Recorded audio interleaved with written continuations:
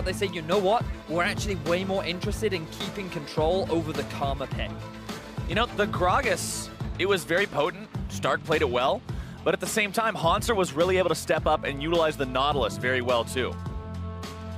I mean, he certainly was. I felt like that in a lot of those fights, though, especially in the TPs that he used, were very reminiscent of the Hauntzer of the regular season. Well, he's definitely been stepping up in these past couple of games. He'll have to do it one more time to help TSM get the win here. Bans are looking eerily similar to what we've seen the past couple of games, Vedius. TSM has found their groove in terms of having these play out the way they want them to. The Ziggs and Kinnan both going to be taken off the table. Opponents responding with Shen and Lulu. Now, if this goes the same way as the previous games, it's going to be LeBlanc and Ivern to round it out. LeBlanc will come in. I feel like the Ivern's actually going to be left off the boards. And I wonder what they go for. Like, they could potentially ban the Gragas, or they could ban the Lot. But now I think you're asking TSM to first pick the Gragas, because... Almost, yeah. If they don't, then they're running out of answers, right? Do you then maybe pick a carry into it? Or do you instead just continue to pick the Karma? I mean, it's worked beautifully for Biofrost. It's given their laning phase a lot more consistency, I feel, especially when they were in that deficit in Game 4. They were able to come back thanks to the power that Karma does have during the laning phase. Well, they do decide to go for the Karma. They're saying, you know, Gragas is up, but we want the Karma more. So the Gambit from the side of the Marines to remove that pick that Hauntzer was able to use successfully into the Gragas has paid off. They now will no longer be able to have the Nautilus, and Grag still ends up in the hands of Stark. I think that the Graves is fine. But I don't know. I feel like that when I look at Levi, I just want to see more playmaking from him. You know, like, I just feel that he's seem like him. He's so much more proficient on champions like Elise and Lee Sin. But regardless, it's what he's decided. This is the final game, so they have to be feeling confident. I'd be a little bit surprised if the TSM locked in the Ivern, because Graves has always been considered a counter pick into Ivern, largely because he can match the scaling. And while he doesn't provide the same level of utility, he certainly makes up for it in terms of damage. And when you think of early trading power, sure, Ivern has some pretty powerful ganks around the level 4 mark, but Graves can really match it if you end up in those small skirmishes. And Svenskeren in the last 2 games really has been a big factor in a lot of these fights. Well, with that Ivern picked up, it'll be the first time this series we get to see it. And TSM's going to go ahead and take Syndra this early. It's going to be a Fizz. This is definitely going to be a Fizz from Optimus. No reason not to. Right there. Realizes he has to do it right now, too, or he'd get banned away. So Bjergsen, during the laning phase, it's very much like the Orianna matchup, but not quite as safe. In team fights, it's going to be so much easier for Optimus to be able to kill that Syndra. So we can talk more about that matchup when we get into the game. But now, 80 carries. Remember, the Gigabyte Marines get first pick. Right. The best thing for them to do right now is ban away as many ADs as possible and lock in the first rotation, which is likely going to be the Ashe once again. Now, Slay, compared to his Ziggs, it definitely hasn't been quite the outstanding individual, but his arrows have been pretty consistent. And it's fascinating how TSM are actually shifting things up. So now I wonder whether or not they leave the Varus up, they ban away the Ezreal for Gigabyte Marines, and then they look to try and get themselves an early Varus. Decisions.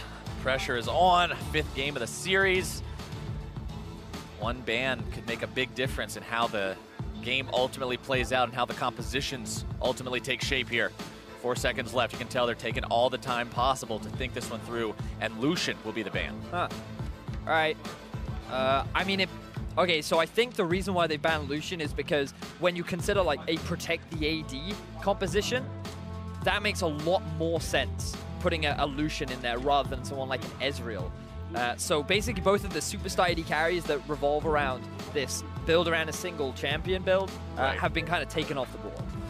Well, TSM definitely still has a team that's capable of peeling and protecting any kind of a carry between Karma and Ivern. It is so hard to kill somebody. They could very well go for a Camille top lane. Now after the nerfs, she has been considered slightly lower in terms of value, but I feel that given Hauntzer's performance in the last 2 games, and given how consistently he's actually been dumpstering on Stark, maybe you just take the gamble. Maybe you do lock in the Camille and you just look to play around Hauntzer as your superstar carry. Well, Varus has been locked in for Slay. You can tell Turtle's thinking about that Ezreal by how long he's been sitting on the hover. His performance on the champion was good in game number 3. Looks like we're going to get to see him here in game number 5 as well. One more pick for TSM.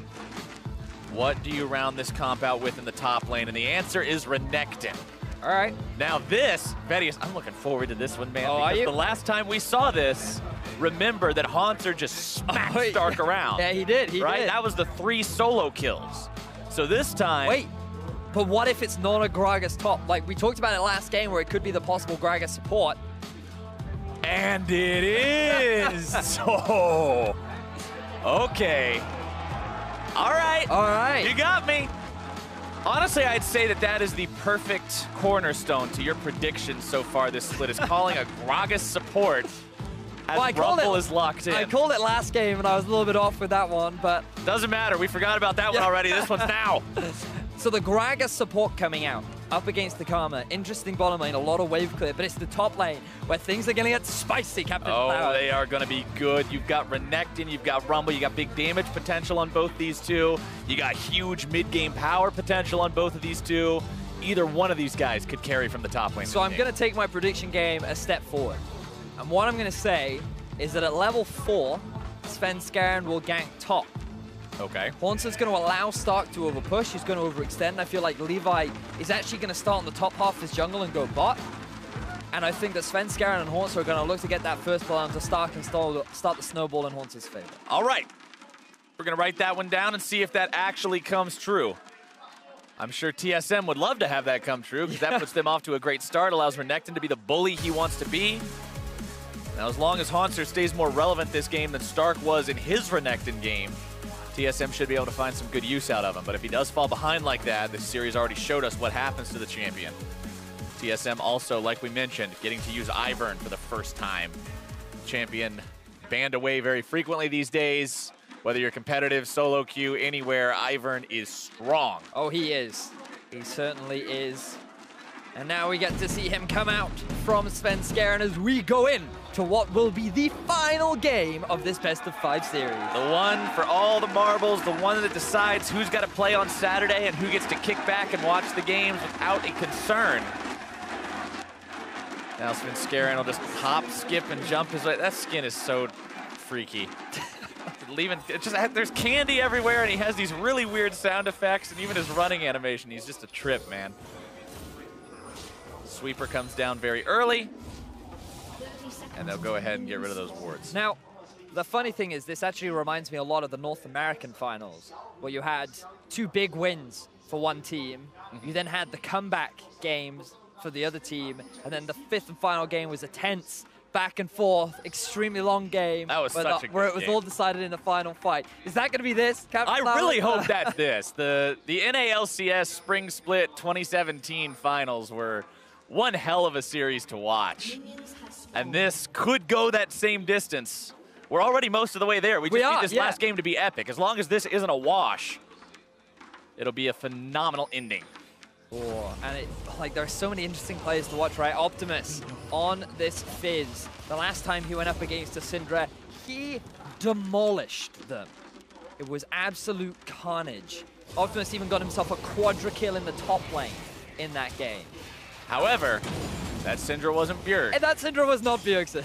So let's see how he can stack up against the man who's been the #1 NALCS mid lane presence for a while now. And arguably the most consistent performer right throughout this entire series. Game 4, if it wasn't for his Orianna play, getting the outplay onto both Optimus and Levi, that fight could have turned out completely different.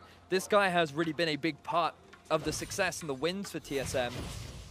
And now he really does need to perform in what will be a difficult matchup for him. All right, bottom side, Slay and Archie going to be pushed back a little bit early, but when you've got Gragas support against Karma support, Karma's going to take over a little bit early on. Once Slay gets a couple levels under his belt, same for Archie, they should have a little bit more pushing power. Trading power is pretty decent too, but you just don't want to risk it against an Ezreal Karma simply because of how strong their poke is. Man, Gigabyte Marines have come so far to get to this point. Throwing back to what we talked about when this series first began, a team that everybody was not even really putting on their radar in Group B, because Group B, after the group drawings were done, a lot of people looked at it and said, you know, this is the weaker of the 2 groups. The teams that everybody were watching, the Red Cannons and Supermassive, those were in Group A. And then, so they were like, yeah, you know, we're probably going to see some cool moves out of Virtus Pro. We're going to see some stuff out of Lion Gaming. And, oh, yeah, you know, Gigabyte Marines, maybe. And Maybe. then they come out and they win every game except the very last one when they had already qualified. And now they play up against TSM, win the first 2 games of that, and manage to take them to a full 5.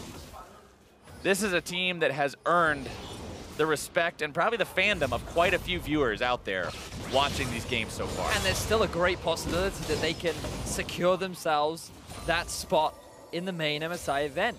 These guys have been playing exceptionally well. Levi has been given a lot of praise. Stark, at the very early on in the series, has been playing very, very well. Except for Game 3. Except for Game 3 and arguably 4. And right now, he's actually struggling in terms of farm. So Hauntzer definitely been improving as the game progressed. But then, that's always an interesting conversation, isn't it? How much of, you know, a very lopsided matchup is one guy playing well and one guy playing poorly? Oh my God, is this the prediction? He was moving up there. He was, level 4. If the wave wasn't going the wrong way. Yeah. I was close. He almost had it. The ward from Stark will spot him out, as well as the minion wave pushing towards the tower. Svenskeren trying to move into enemy territory a little bit deeper here, throw down a ward, pops that Scryer's Bloom just to make sure Levi can't get it. Levi chasing after him, and Svenskeren just decides, nope, not going to let you take that Scuttle Crab. And it was actually very dangerous to Sven as well because Optimus had priority in mid. He'd already gotten the push, which means that he would have been able to move around to the river much faster than that of Bjergsen. Now we see a little bit more trading down in the bottom lane. But Gragas is so tanky, though. Hauntzer doing some good trades up in the top side against Stark, who is down slightly in farm, but nothing too crazy to write home about just yet. He will have a wave to farm up here, so down about 1 wave. Though. Sven chasing him completely away from this, denying him more. Now that is going to make this a noticeable difference. Yeah. Did really well. He's going to lose out on a lot of farm. Experience and gold will hurt him a lot. Somewhat what you'd expect from a Renekton, but as the game goes on, this Rumble will have a lot more value in terms of team fights. The big thing for Renekton, though, is he's actually paired up with the Karma as well. So his team fighting is much stronger than you'd naturally expect because he no longer gets kited as easily as he would have in the past. So Slay will certainly be having a rough time. We'll definitely be keeping an eye on how well Slay can deal with that massive croc heading towards him as we get to the point in the game where those two are going to be seeing each other. But right now, all Slay and Archie really get to deal with is a big face full of Ezreal and Karma, which is a whole lot of poke heading your way pretty much constantly. Yeah, that's why having that long sword and 3 health pots is always a bit of an advantage. Gives you a little bit more sustain. Deals with the ever-consistent presence of that Karma Ezreal bottom lane. And what I also thought was pretty interesting was that Bjergsen actually went for a very early Megatron cloak, rather, to get that, to be deal with that level 6 spike. He was like, I remember the last time this happened. And, I know what these guys do. You know what, I will adapt my playstyle. Not willing to play that game. Interesting thing to point out is that when they did make the level 6 play on him in the last match, he did not use barrier, even though he used flash. The barrier stayed up because he knew it wouldn't save him. So the Negatron cloak, along with the barrier, should be able to allow him to weather that storm. Yeah, certainly will. He's got flash up too, and I think Bjergsen's also showing just a lot of respect to Optimus. He doesn't have to win the lane right now. He knows that he has a farm advantage. He can just keep farming away. He'll pick himself up the blue buff, which means that in terms of scaling, he's going to be absolutely fine. The big thing that you have to bear in mind against Fizz is you cannot allow him to get ahead. Doesn't matter if you go even, just don't fall behind. That is the worst case scenario for you to be in. Oh, we could see some craziness here, Vedius. Levi dropping a ward to try to keep his red buff protected. They want to steal this one. Svenskeren's going to try to channel, but he won't be able to. Having to flash away. The blast cone gets 2 of them over the wall. Svenskeren still gets off to the side. Bjergsen trying to keep himself in a decent spot. Hauntzer going to pop the ultimate. Optimus's ultimate not going to be doing a whole lot. Archie making his way into this fight means that TSM has to disengage. For some reason, I thought that Archie was a top laner. I'm like, hang on, how is there a Rumble and a Gragas in this game? And then I'm like, oh yeah, he's support, and he's roamed up from bottom lane. So Archie, he went back to base. He moved in with Levi. They recognized that the invader was happening, so they knew that if they had the 4 members, then they would have been able to get themselves a couple kills. But Bjergsen holding on to his E, so that any time Archie tried to go for the engage, he didn't have the level 6, so he didn't have to worry about the ultimate, and they're able to disengage. And you know, the nice part about Ivern, and one thing that I think goes unnoticed sometimes, is how nice it can be to always have a buff as well as give your buff over to your laners. It's a conversation that's been happening more and more as the champions become more popular, but it's really, really strong to be able to pass those off like that. Really obnoxious too. Something that we saw from the Direwolves actually was when their mid laner ran Talon. The fact that he could get a double buff whenever he wanted, paired up with an Ivern, meant that his laning was so much stronger than it should have been. Double buff. Yep. He's just going to get a quick refresh on that. It's not too bad for Fizz because he's not like that mana reliant. So he'll do okay during the laning phase. It's just going to make it harder because now Bjergsen has even that more much mana. more Yeah, spam exactly. forever. That mana well is never going to run dry as long as that blue buff is ticking. Bjergsen also with ultimate available. Optimus, his will be online here in just a moment from where he tried to use it earlier. Game is still 0-0. Longest we've gone in this series without first blood. Vedius. But now Optimus tries to walk into enemy territory as Svenskeren hops out. Pops out Daisy. Chases after him a little bit here. Turtle grabbing some Mystic Shot damage. Levi's hanging around to try to stop these guys if he can. Daisy just gets eviscerated. Hauntzer wants to come over the wall. Flashes the fish. Good stuff, but it's not going to do a whole lot just yet. They head back towards the Drake, who happens to be my favorite big scaly lizard in the whole family. Infernal going to be jumped on now by TSM. Don't really see any way you can test this one with your mid laner hurt, your jungler out of the picture. TSM grabs first elemental Drake of the game. I mean, Skana might be offended as his scales are no longer. He's not a lizard. How is he going to be offended? My favorite play-by-play caster, Vedius.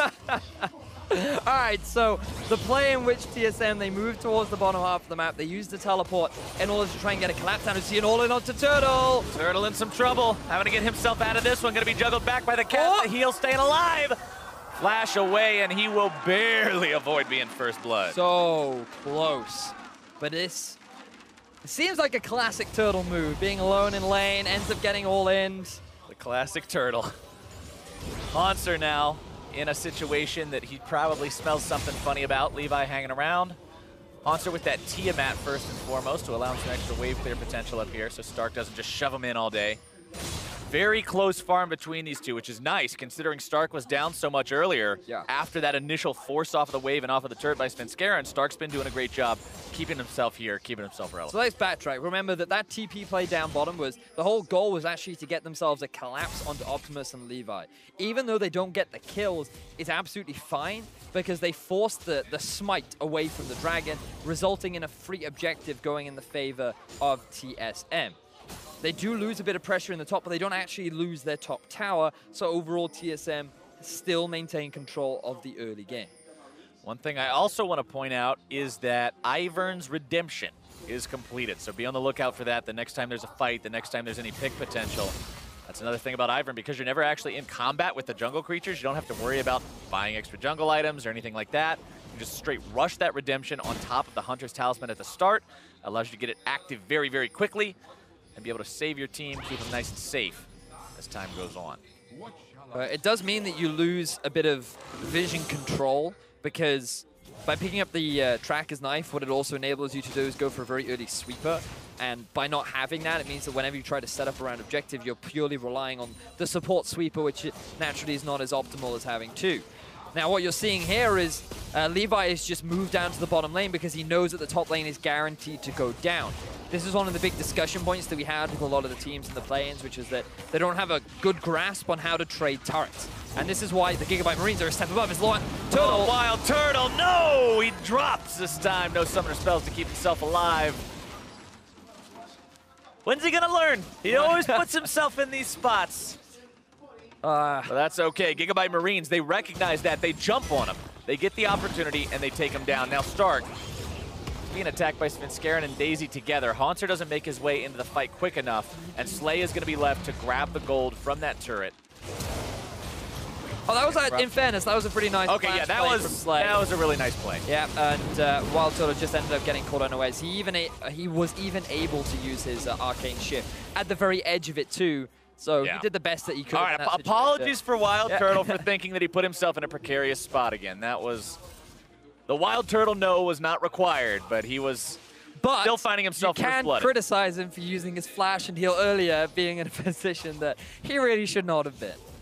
Well, we've now got ourselves a game that's not even 100 gold apart, as these two teams are still going to remain even thanks to the 1 kill, of course, going the way of the Marines. But TSM, you know, getting turret first blood, that extra gold coming in through that is going to make up for it. It really will. Now, one of the big things you have to remember when playing with the Fizz is your severe lack of wave clear. One of the big things that made it difficult for Gigabyte Marines to stall out last game was the fact that Orianna could walk up to a tower, put the ball behind, and there's nothing you can do about it, right? Because it's purely zoning you away, and every time you try to get close, there's always the risk of that shockwave, and every wave that crashes, Ori's going to instantly clear away. Now, Syndra has similar sort of wave clear, but she doesn't quite have that same sort of zoning presence that an Orianna would have in the past. And the all-in power of this Gigabyte Marine squad as they go on to Biofrost. Ooh, Biofrost putting himself a little far forward. Going to be taken down by the Gigabyte Marines as now Archie might be in some similar trouble. He drops. Stark comes into the fight. Redemption going to be used. Stark taken very, very low, but not low enough to actually drop. TSM turns that around nicely. So a couple of questionable decisions there. Number one, Biofrost moving up in a way that allowed Slay to get that engage off. But the fact that Stark chose to use that Rumble ult vertically rather than horizontally just baffles me. Like, there were 3 members of TSM in that choke point that I thought, oh, this is bad for TSM. Stark is just going to demolish them. But then he goes onto the Renekton instead of going for the rest of TSM. And that could have been a big swing in the favor of Gigabyte Marines, but instead they don't take that opportunity, and it just ends up being, I believe, a 1 kill for 0 in favor of the Gigabyte Marines. 1 for 1. 1 for Archie 1. Dropped. Oh, Archie dropped as well. So they traded support. Slay currently on 2-0 with this Varus, though. The Chains of Corruption connecting every time we've seen him fly off so far. Blade of the Ruined King done. Sitting in a very nice spot as we approach the 15-minute mark. And Blade of the Ruined King makes him a very potent champion if he can manage to get into these fights, manage to fire off a lot of those auto attacks, utilizing the buff from the passive as well that happened earlier on in this split that kind of changed up the style of Varus from the old poke champion to more of an actual traditional style of AD carry. Infernal Drake also going to be spawning here in under 30 seconds. TSM was able to get themselves the first one by forcing the Gigabyte Marines away. And now they will munch up that Scuttle Crab and see what else they can get done here. Maybe if they can set up for a second one, they'll just seize it and make the play happen. So the problem for the Gigabyte Marines is the fact that Stark doesn't have his teleport available, and notice that Hauntzer's already started to push up top. There's no minion wave getting in the way. That minion is going to crash, a minion wave rather, is going to crash into the tower. So Gigabyte Marines are forced to send Optimus to go and catch it as they try and maintain control around the Dragon area. But ideally, it is not the Fizz that you want TPing into a fight unless you can get a very effective flank. And fortunately for Gigabyte Marines, they have this nice little ward sitting there on the red buff. But that could be a little bit too far away should the fight actually occur in the pit. Hauntzer just deleting those waves. Doesn't even take him a full couple of seconds to deal with them. Instead, just instantly puts him under the turret, meaning Optimus has to answer. It gives TSM more of an opportunity to try to move in here, lay down some vision, take control over this area. Big Drake to fight for. Biofrost using the Scryer's Bloom to clear out some of the vision placed down by the Marines in the TSM jungle. Nobody really wanting to get too over aggro, over zealous on this one. It's so tense as well, right? Like, yeah, this is one of those moments. Everything is on the line. Nobody wants to be that player that loses your team the game, or... Yeah, when you go back and watch the VOD, nobody wants to see themselves being the person who died. Yeah. And it's like, that's why we lost. Yep. And I mean, this could be great for the Gigabyte Marines. Think about like what it would mean to beat down TSM as Stark now getting engaged on. More damage coming through from Bjergsen. Probably wants to find at least one more orb. Goes for the ulti. Stark going to be brought very low. Biofrost and Bjerg still looking to chase this one down. And Infernal Flame going to be sidestepped as Levi makes his way into the fight. Biofrost gets himself destroyed as Stark turns on the burners and grabs the kill into Bjergsen. Svenskeren now going to be caught out. Stark goes down. Hauntzer's able to grab 1 kill. Might be able to find 2, dashing back over the wall, slicing and dicing, but he is going to be cooked up real quick. Optimus and Slay turn around, grabbing the kill onto him, and 4 die on the side of the NALCS representative. Bjergsen and Biofrost try to go for a dive onto Stark, but this guy, he got his dancing shoes out. He dodged everything that he needed to on the side of Bjergsen, baited him all the way to the tier 2 tower, and the Gigabyte Marines were able to get the collapse down and get themselves 4 kills.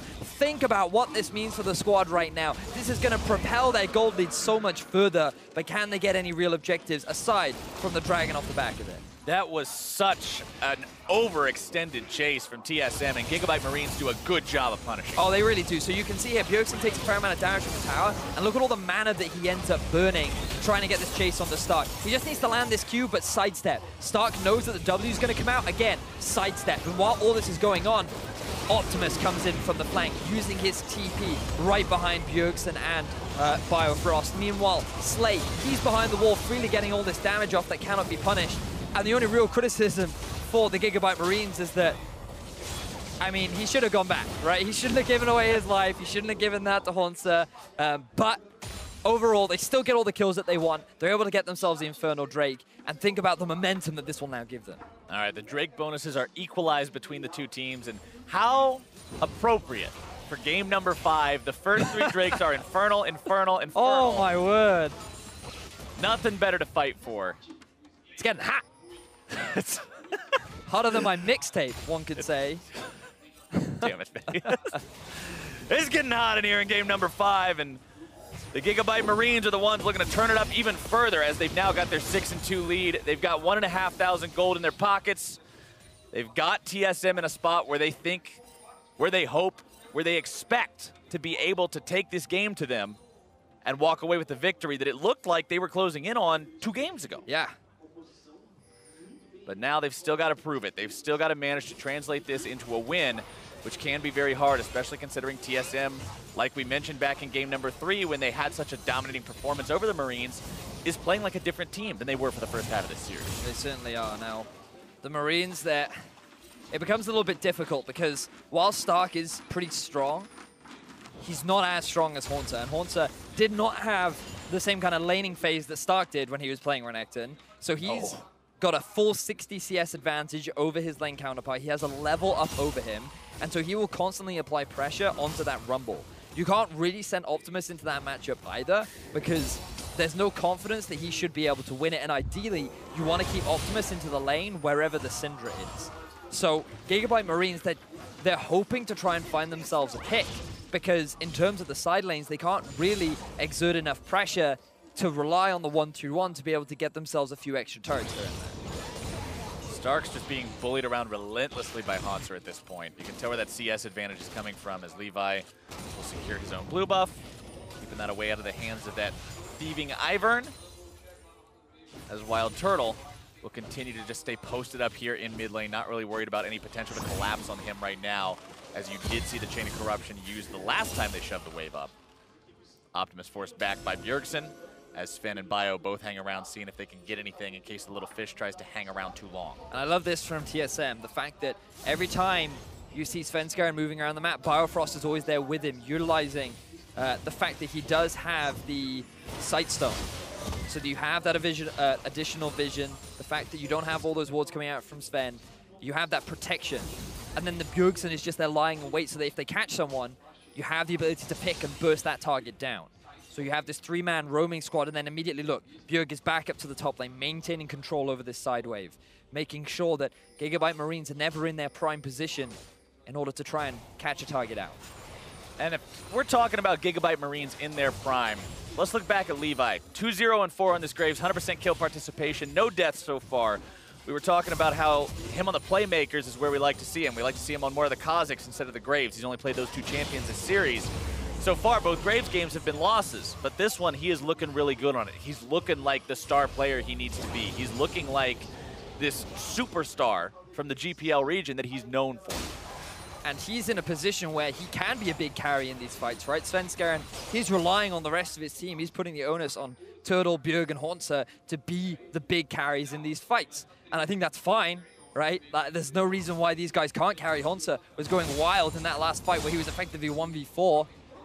However, when it comes down to it, Levi, when put in a situation, I kind of want to hedge my bets on Levi. Like, he's just an individual that does the craziest stuff and is always able to make it work. He makes it work. He turns it into a success. But the game has gone rather slowly compared to the previous matches that we've seen here so far. Both teams just very cautious about how they want to play this one out, knowing that there's no more second chances. Infernal Drake in 1 minute, though, means that eventually people are going to have to start looking for those fights. Bottom lane tier 1 falls on the side of the Marines, so TSM going to go up to a 2-1 turret lead. Still down in gold by about 1,000 as Optimus looks to build that up a little bit further for his team, pushing into this tier 1 on the top side. Hopefully for him and his team, they can secure this one.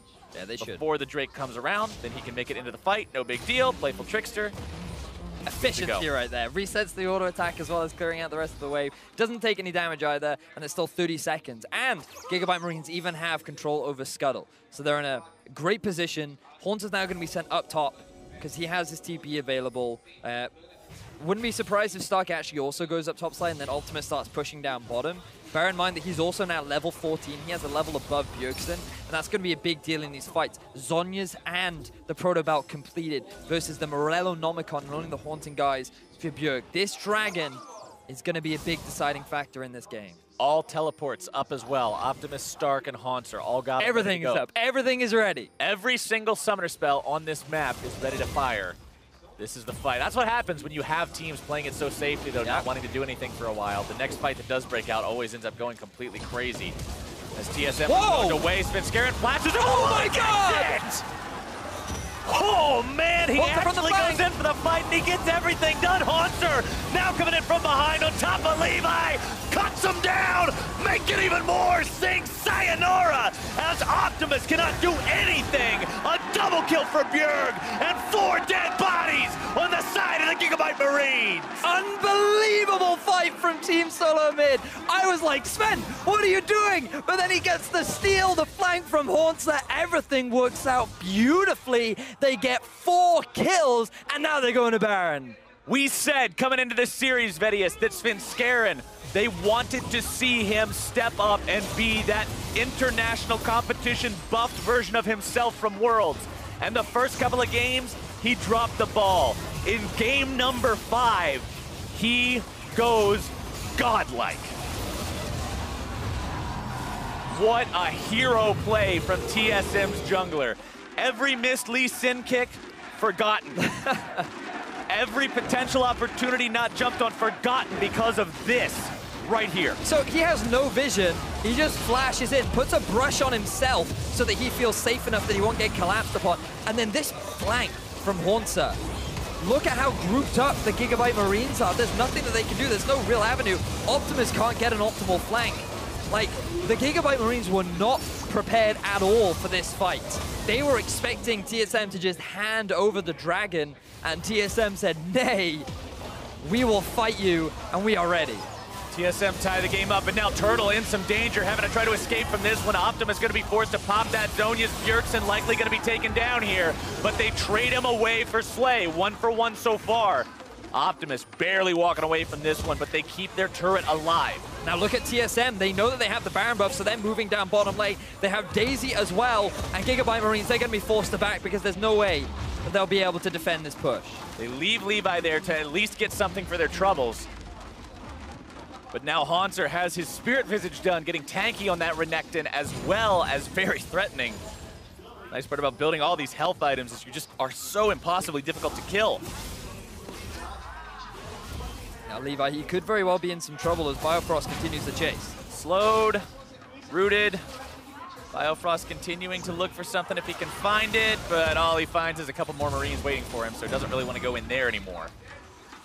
But look at the gold, though. It's actually only 2,000 in the favor of TSM.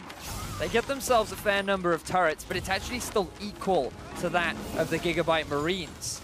This mid lane still holds strong for Optimus and the crew. But Hauntzer's just, now he's reached the flame horizon. He is having an immaculate game. 16 to the level 13 of Stark.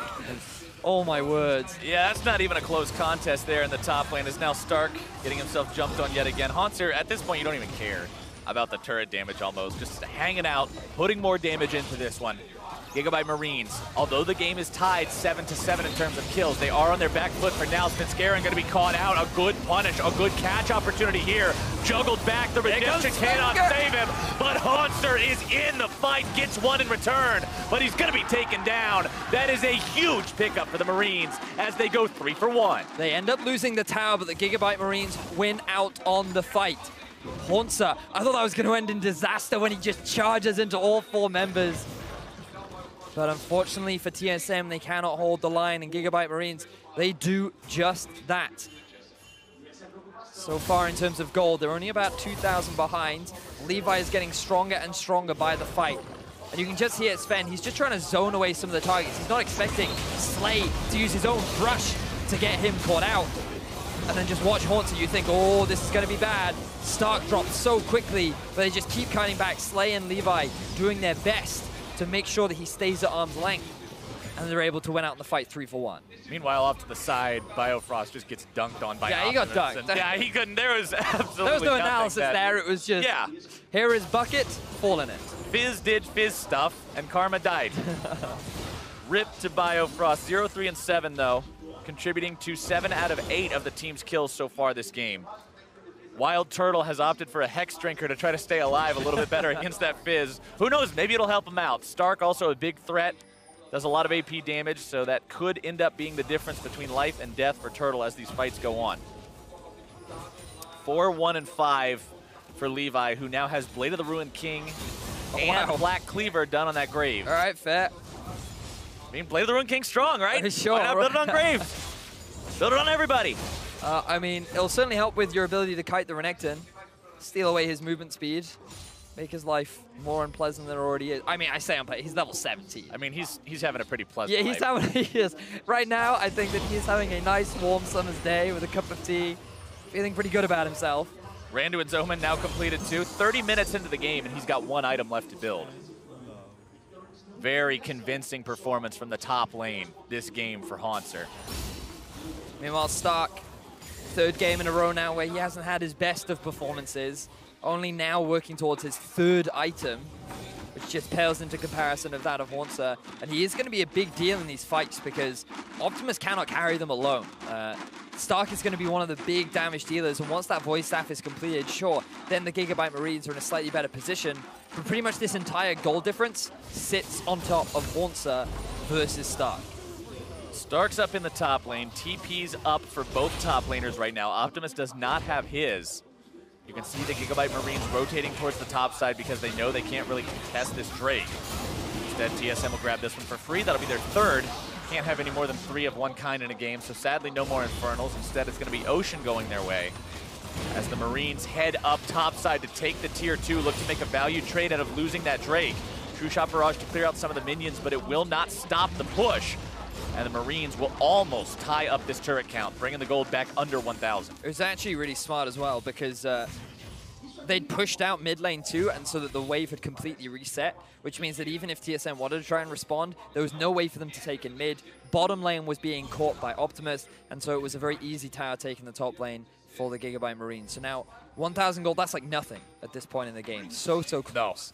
So even. The real disparity is because of Slay. He's very strong right now, especially with his itemization being completed, even though he is a little bit behind in terms of farm, which is made up for by that of Archie. But like, this is becoming a very long game, very tense. So close. Even with the Baron, you'd think that TSM would snowball that heavily in their favor, but they were only able to get a couple of tier 2 towers. Still largely in their control when you just look across the vision, a lot of it invested towards the bottom side. But Baron, with it spawning in about 30 seconds, that is where the vision really needs to be invested for both teams. And Gigabyte Marines need to be ready to take that fight. We need to see some of that decisive, coordinated team fighting that we were talking about from games number 1 and 2. If these guys want to take down TSM around this Baron fight. Remember, the TSM setups have just been where they needed to be so far in these fights. As now Hauntzer puts himself in a spot trying to solo out Stark, but this isn't really going to be much of a solo attempt for long. Hauntzer goes just way too ham, puts himself in a spot where he can almost take down 2, but almost taking down 2 is worse than definitely taking down 1, and TSM loses their big top laner. Yeah, and bear in mind that Levi, he went top, but the moment he realized that Hauntzer was dead, immediately started making his way towards the Baron. He knew that TSM would try and rush this objective down, and with Levi and Archie in the vicinity, there was no way in which TSM could commit because both TPs have just come off cooldown. Now it is Gigabyte Marines that can set up vision. That is 30 seconds on top of Hauntzer. Push out top, push out mid, get a push down on bottom, and then start making that play towards this big purple worm. Good smite secured by Levi onto that Scuttle Crab as well. Every little bit of vision, every little bit of control helps. And Levi wanted to make sure he got that one for his team. We talked back in game number 1 about how he was winning a lot of smites against Svenskeren, and we saw this game how Svenskeren won a really huge one against him. So ultimately, if this series fate comes down to a 50-50 at Baron, it couldn't be much more poetic than that. Oh, that would be great. But this game, it's just going above what I was expecting. I did not realize that the Gigabyte Marines had this within them. There was an element of me that thought, maybe if they play like they did versus Lion, they could bring it to TSM. And that's exactly what they did. They did do that. But TSM, they just fought back so well in games 3 and games 4. And the Gigabyte Marines now, they are bringing it even to TSM. And regardless of win or lose, they can be proud of their performance because these guys have shown up huge on the international stage. 34 minutes in, I think we can safely say that this game did go the way of a close game 5. Oh, it did. And considering we're 500 gold apart between these two teams, it's only going to keep going like that until we eventually have one of these Nexuses explode, but it might just come down to the final team fight. Who knows? 5 turrets to 4 turrets, though, so inhibitor line still completely intact for both teams. But look at the two sideways. They're actually pushing in favor of TSM. Top is stacking up nicely, bot is stacking up big, which means at the moment Stark or Optimus get spotted on one of these side lanes, that gives a big avenue for TSM to try and force a play in mid.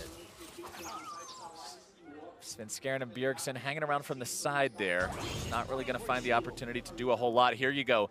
Stark going towards bot side. Optimus heading towards top side. TSM will have the opportunity to do what they see fit around the Baron pit here for the next few seconds. Chicken camp fought over by both sides. At this point, they're just fighting over anything they can possibly find. Now TSM, they have vision control around the entrance to this Baron area. Gigabyte Marines are really lacking in terms of vision. By chucking that control ward over, they'll have a little bit more. But it's difficult for them because if they face check, that is the pick opportunity that TSM find, and then they very swiftly translate that into a Baron. So they have to just make sure they have control of the sideways, and then once TSM are forced to try and respond, that is when you start moving in ever so slightly deeper to start regaining some of that control. And now, look at the darkness from Optimus. He has no idea where the enemy is, but they will certainly spot him out. Optimus behind enemy lines. The Gigabyte Marines might look for the pinch here. They're starting. Such Here we go. a tense moment in this game. It could go to heaven or hell for either team, depending on who plays it right. Two-shot barrage comes through. Turtle jumping over the wall for a little bit of extra damage. Bjergsen looking to make the stun onto Slay. Not going to be doing it. Chains of Corruption come out and lock him down, but it will not result in much. The push now heading towards mid lane as Optimus comes up from behind. Lichbane, Void Staff, Proto Belt all at the ready. Mid lane tier 2 just barely dropping to the minion aggro as TSM backs away. Hauntzer, Elixir of Iron up, chasing Optimus out of there. Over 4,000 health on this Renekton.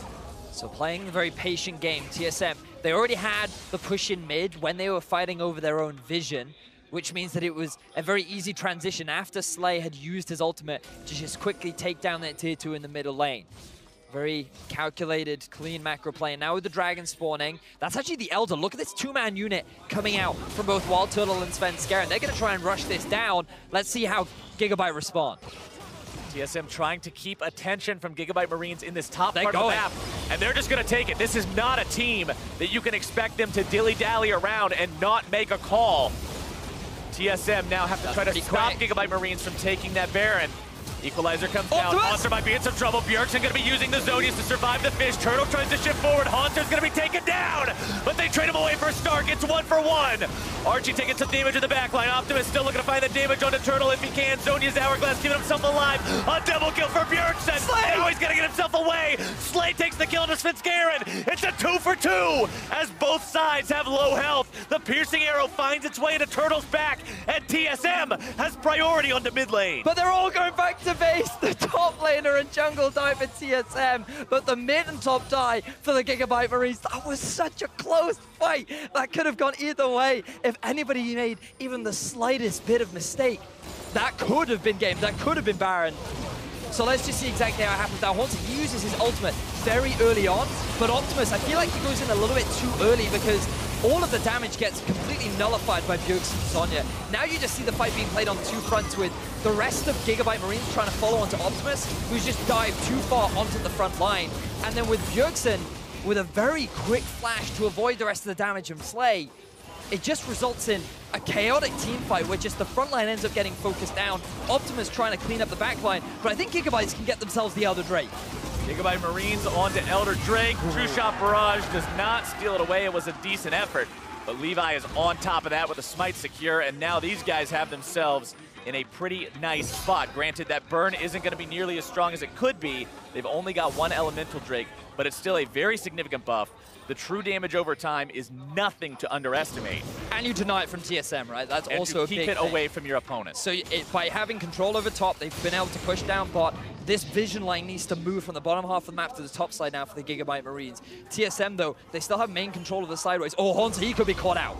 Hauntzer popping the ulti very, very early here. Fighting back against Optimus, getting some very nice damage down on that one. Stark still looking to burn him away if he can. More TSM reinforcements are coming in. Hauntzer looking to make the play, and he's got the flash into the stun. Now Optimus getting back. That's 1-0 TSM. Hauntzer playing that beautifully, buying more than enough time for both Bjergsen and Biofrost to make their way down and provide support. Gigabyte Marines thought that they were the ones that were able to find the pick, and if they got that kill, that could have been disaster for TSM. But now the TP is coming in, and TSM have their eyes on the Baron. Hauntzer in the pit, clearing out some of the wards. Smokescreen doesn't actually hit Baron Nashor, so it won't aggro him just yet, but TSM will take care of that aggro real quick. Still 25 seconds before Stark is alive and can come into this fight. Keep in mind, though, Hauntzer does not have his ulti to properly participate either. TSM still trying to stay on top of Baron if they can. They've got it down below half. Daisy's going to be used to buy some time for as long as possible. Baron is staying aggroed, but he's just not being hurt. The TSM damage threats are focusing their effort over onto the Gigabyte Marines, and Archie is going to be dropping first. Daisy's still alive. Bjergsen going to be using the Zonias, escaping away from the fish yet again, and Baron will go to TSM. TSM play the calm, cool game as they slowly take the Baron down. They utilize the brushes to deny vision from Levi, and Gigabyte Marines, rather than try and go for the 50-50 smite, they try and force TSM off that objective. TSM, they do not get afraid. They take their time. They know they have the numbers advantage, and the threat of that Rumble ultimate isn't there. So they're able to pick up that objective. And now with the Elder Dragon running off, it is TSM that are in the better position to close out this game. You can see Optimus hanging around near the TSM red buff, hoping that maybe Turtle or Bjergsen would walk too close, somehow pathing through there to try to get himself a free kill, but that's not going to happen today. Guardian Angel now done on Hauntzer, his final item. Look at the difference in itemization between him and Stark. It's pretty big. It's pretty stark. Yeah. I normally resist doing those, but I couldn't resist it. I know. It's That's fine. my bad. 41 minutes into game 5. You're allowed I felt one. bad about it, but I just had to do it. That one's for you, freak. As now the Gigabyte Marines, they're on the back foot. Their big buff has worn off. It's TSM who's got the big buff under their belts. They're the ones pushing up. But the side lane setup from TSM is not optimal. They need to be playing on all 3 lanes to properly use this Baron. And at the moment, they're just trying to group up, and I think that with the wave clear of Levi and Slay, they're going to be buying plenty of time. You also have the Rumble ultimate too. But TSM, they still have 2 minutes left on this Baron buff. They can still continue on with their siege, and the big threat that you have with Syndra is the ability to find a pick. You land one stun and that target's going to die in an instant. Plus, these brushes from Ivern can make it very difficult to properly retaliate against TSM when they jump backwards like you saw Turtle do right there, back into the brush. You don't know where he might be in there. You obviously have a pretty good idea, but he can shift around ever so slightly. And that can be the difference between a hit and a miss. Pushing, continuing in the mid lane from Hauntzer, who, as we've seen demonstrated multiple times this game, has no fear whatsoever. A very large wave of minions from the Marines crashing into the top side of the TSM base, though Hauntzer having to back himself up a little bit here as TSM decides to make their charge. Going forward, Stark going to be juggled around a little bit for now. Daisy doing her job and just containing him as TSM will break open the Gigabyte Marine base and take down inhibitor number 1. Now looking to make their retreat before any sort of a punish happens. The top lane still just being pounded by that minion wave. Now, one option here for the Gigabyte Marines is if they just try and stall the backs, they could actually TP to the top lane and rush that tower down. But with the threat of the Baron passive being used to stop the backs, Levi a little bit slow there, but still. TSM, they walk away with exactly what they want. They've been able to get the bottom inhibitor. The Baron going to be wearing off in 30 seconds. Means that this is a prime position to start playing around the next Baron. With that objective gone, it will start feeding gold into Stark. And bear in mind, the later this game goes, Renekton's not going to get any stronger, but no. Rumble certainly is. Rumble will get much more fierce as this game goes on. Rabadon's Death Cap, Void Staff, and Leandry's. He's actually still really scared. He is, and he still has space for control wards. That's his plan. He put his deficit in so that he can help the team out with vision. That's the plan. Said with a completely straight face. I went 1-5, and I'm at 100 CS deficit so I can buy control. Exactly. Now, look at TSM. They're grouping at 5 now. They still have the Baron buff just about to wear off. And now they're looking to try and siege away from the bottom lane to make things even harder for Gigabyte Marines to respond. Gigabyte Marines slowly finding themselves eating small losses. Now those losses are going to start to compound into larger ones. Svenskeren setting up the brush line yet again. Turtle continuing to pour the damage into that turret. Just does not care about the chains of corruption. 1 or 2 more hits to go, and that turret is going to fall. The Baron Enchanted Siege Minion will do the job on its own, taking that one down. And now the second inhibitor will come under fire. The TSM push continues. So now the Baron buff has worn off. Notice there is a big stack down in the bottom lane. And Gigabyte Marines, they have to somehow find a fight. Hauntzer just hanging off on the flanks, zoning Optimus away, making it extremely difficult for him to really get the engage that the Gigabyte Marines want. But there's no reason for TSM to stop their pressure. Looks like this could... Nope. Optimus looked like he might have been going towards that, but immediately decides against it. Still located just south of TSM's current position. Turtle getting auto attack after auto attack in onto that inhib. Inhibitor number 2 going away of TSM. Levi going to be stunned up. More bursts coming through. With Syndra ulti down, TSM is happy to disengage this one, take that inhibitor as their prize, and now comes the march up mid lane, the quest for the final inhibitor to lock this game away. And let's think back to how this all culminated into what it was. Stark dying in the bottom lane, 2v1 against Hauntzer. This was TSM buying enough time for Hauntzer to turn around and get that pick, which enabled them to have the numbers advantage to then move towards that Baron. Gigabyte Marines, if they had continued to stay alive, if they continued to play the side lanes, they were going to get to a point where they could have gone for that big fight around the Baron, but they lost that opportunity, and now they're forced to stay in their base. They have to deal with 2 super minions worth of waves knocking on their door, and TSM, their pressure will not stop. Full builds are being struck by multiple people across both teams now, Vedius. You can see the mid laners. Bjergsen now done. Optimus very, very close. Levi done with his build as well. You can say the same thing for Svenskeren because he's keeping those control wards in there. But both teams are just getting so close to the end game. Eventually, we're going to have that game-ending fight. We're already 46 minutes into the game. Levi forced to flash out. TSM burning a valuable summoner spell, almost catching him out there. For the Gigabyte Marines, the next fight is likely the last one. Next big fight. I don't count losing an inhibitor as a fight. That's fair. Oh, that tower is being demolished by TSM. The zone from Syndra being enough. There's only 1 inhib left for the Gigabyte Marine. They need to make something happen soon. They can't afford to have themselves 3 inhib. Yep. They don't have the wave clear for it. Gigabyte Marines, will they pull the trigger? Flash is down for Levi, but everything else is up. Optimus is here and ready now too. Stark's got his equalizer ready to fire. Root Caller over the wall finds Levi, but nobody really wants to jump in on that. Gigabyte Marines pushing out. Here we go. Hauntzer going to be hit by the Chum the Waters. Not the target they need though. Piercing Arrow is also flying out. TSM immediately disengaging as soon as they see that Fizz ultimate come through, but now that that's down, this could be a window for them to potentially make some kind of an opportunity happen. Look at TSM, they're rushing towards the Baron now. They know that there are super minions in the bottom lane, super minions in the top. Optimus's ultimate and Stark's ultimate are both down, and those are the big ultis they have to be careful of when being forced into this pit. This is the safe play for TSM. Hauntzer's going to be providing peel, keeping everybody else away. Archie's not going to be allowed to walk up like that, and Baron is secured, no contest. TSM, they're playing this so calmly right at the end of the game. They're not being too risky with any of their decisions. They know that they have a composition that at this point in the game is too strong for the Gigabyte Marines to handle. Fizz has not found a successful flank once coming into the later portions of these fights, and now with the Baron buff, they're looking to take the final inhibitor down. Inhibitor number 3 goes bye-bye, but inhibitor number 1 has respawned. Keep that in mind. They're in the bottom lane. It's up and running yet again, so there's still hope for the Gigabyte Marines to maintain control over that one.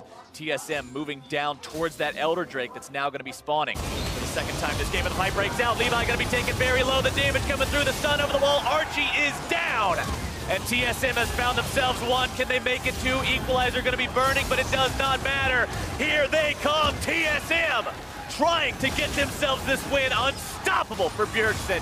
It's a 3 versus 5, and the Marines are going to have to find a miracle. Optimus is able to get 1, almost able to make it 2. The Zhonya's Hourglass, he does get the second.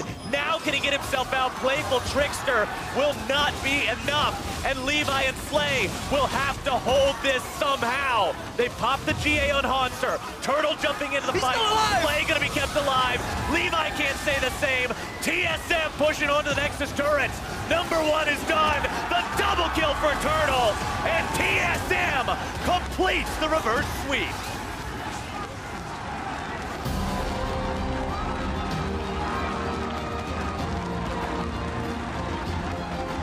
North American fans breathe a collective sigh of relief. And so did TSM, look at them. That is not the faces of a team that demolished their opponents. That is the team that looks so relieved to find that series win over the Gigabyte Marines. And if you're Gigabyte Marines, you can't even feel bad walking away from this one, because this is a team that, like we said going into this, for North America, for the NALCS, and for the LMS, the 2 regions that were sent to the play-in stage after normally being considered one of the big 5, your goal coming in here is to make a statement, to say, look, we don't belong in the play-ins, just give us the direct invite next time. TSM is relieved to get out of that series with the Gigabyte Marines with a 3-2. TSM is relieved to have defeated them as opponents, and the Gigabyte Marines have shown that they are indeed a team that can hang with some of the best out there. Gigabyte Marines, they showed their stuff, but as the series went on, TSM adapted. They found ways to take advantage of the style of the Gigabyte Marines, and a part of me is a little sad that we didn't see Levi go on to something like the Elise, like the Lee Sin, because I feel like he could have done more, but he didn't play badly. His Graves in the final game was fantastic, and both teams, they made it such an enjoyable series. It was so back and forth, so tense. Gigabyte Marines, they fought so hard, and TSM, they had to work hard. They had to play their best in order to bring it to the Gigabyte Marines, and they will lock that spot in the MSI main event, but damn if they didn't earn it. They definitely had to fight tooth and nail to earn that spot. And don't forget, we're going to be seeing Gigabyte Marines again on Saturday. They have one last chance to earn their spot in the main event. But for more on how TSM earned their spot in the MSI groups, we're going to send things over to the analyst desk.